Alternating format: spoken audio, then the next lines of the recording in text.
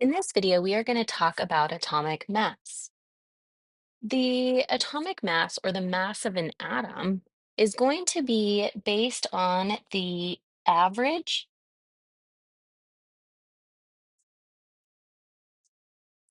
mass of all the isotopes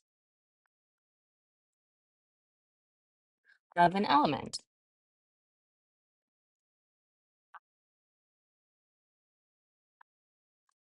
So what this means is elements have naturally occurring isotopes.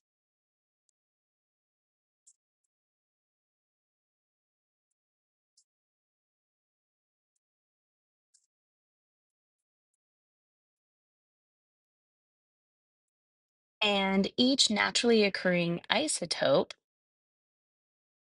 will have its own abundance.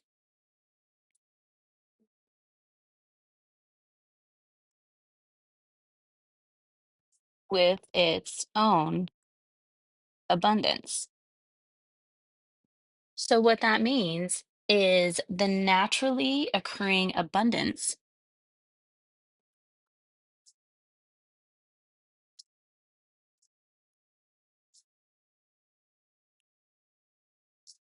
and naturally occurring abundance, the naturally occurring abundances are used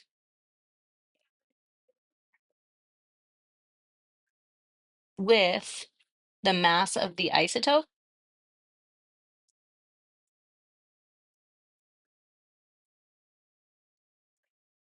to calculate the average atomic mass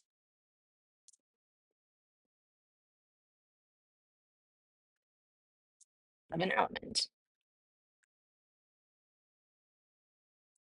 When you are doing these problems, these naturally occurring isotopes don't exist at 50% if there's two, or 33.333% if there's three, or 25% if there are four. So you can't take an average in the way that you are used to taking an average.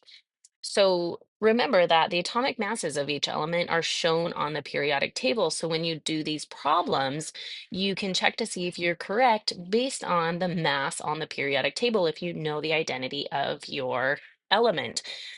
Keep in mind that when you do these problems, your results should be close, but they might not be exactly the same. So let's look at an example. Copper has two isotopes. We have copper 63 with a mass of 63.01 AMUs, which is atomic mass unit, and it has an abundance of 69%. And copper 65 with a mass of 65.01 atomic mass units, an abundance of 31%. So let's calculate the mass of copper. What I need to do is take my abundance and multiply it by the mass of the isotope. So I am going to start with copper 63, and it has a mass of 63.01, and I'm going to multiply that by my abundance. Now keep in mind when we do this, our abundance is a percentage, so you have to divide it by 100 to take it out of that percent. So go ahead, get your calculator out and calculate 63.01 times 0.69. I get 43.48. Now we can do the same thing for copper 65. And copper 65 has a mass of 65.01, and we can multiply that by the percentage. I'm just going to move that down to give me a little bit more room. And our percentage is 31%. So we can take our 65.01 and multiply it by 0.31. And I get 20.15 atomic mass units.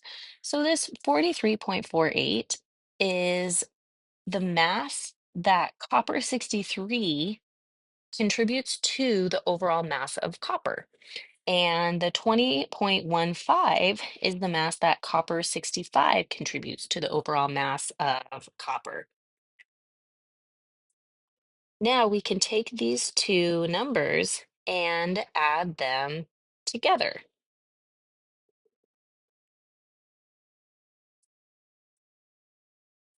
So in my calculator, I'm going to use the stored numbers instead of my rounded numbers to add these two together. And I get 63.63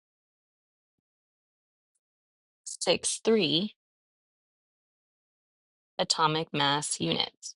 Now, when I look at the periodic table and I look at the mass of copper, I see that it is 63.546. So that is pretty darn close. Notice that I did not add 63.01 and 65.01 together, then divide by 2. That is how we're used to taking an average, but that would only work if each isotope contributed equally. In 100 grams of copper, how many grams of copper 63 would there be? For this problem, we have to look at the abundance. So, since copper 63 has abundance of 69%, which means per 100, that means there would be 69 grams of copper 63. That would also mean there would be 31 grams of copper 65.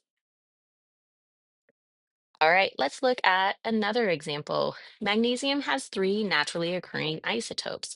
We have magnesium 24, 25, and 26. How many protons, neutrons, and electrons are in each isotope? So we can look at the number of protons, neutrons, and electrons for each isotope. Since these are all magnesium, I should have 12 protons in each one of these. Remember, the number of protons define the element. So if I change the number of protons, then I change the element.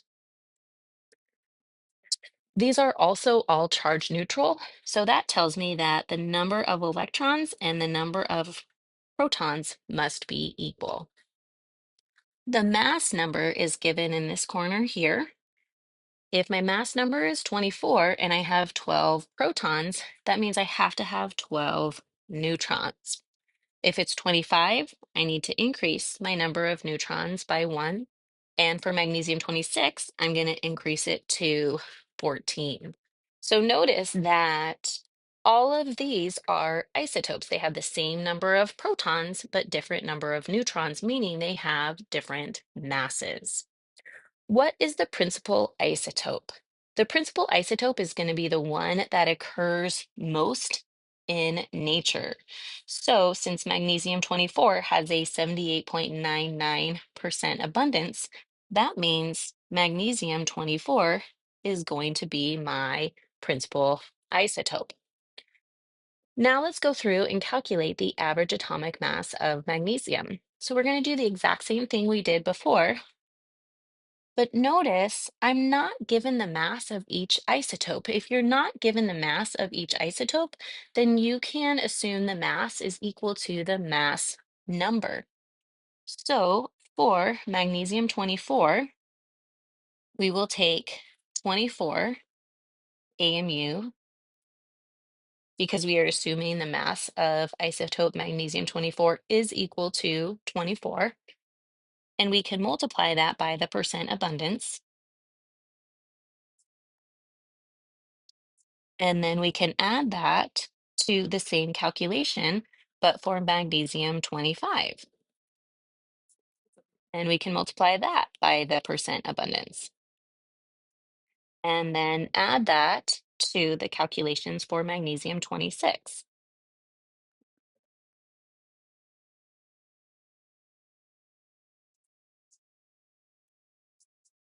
So instead of lining it up in column form, as we did in the previous problem, you can just set it up like this. So now we can take our 24 times our abundance, add that to the calculations for magnesium 25, and then add that to the calculations for magnesium 26.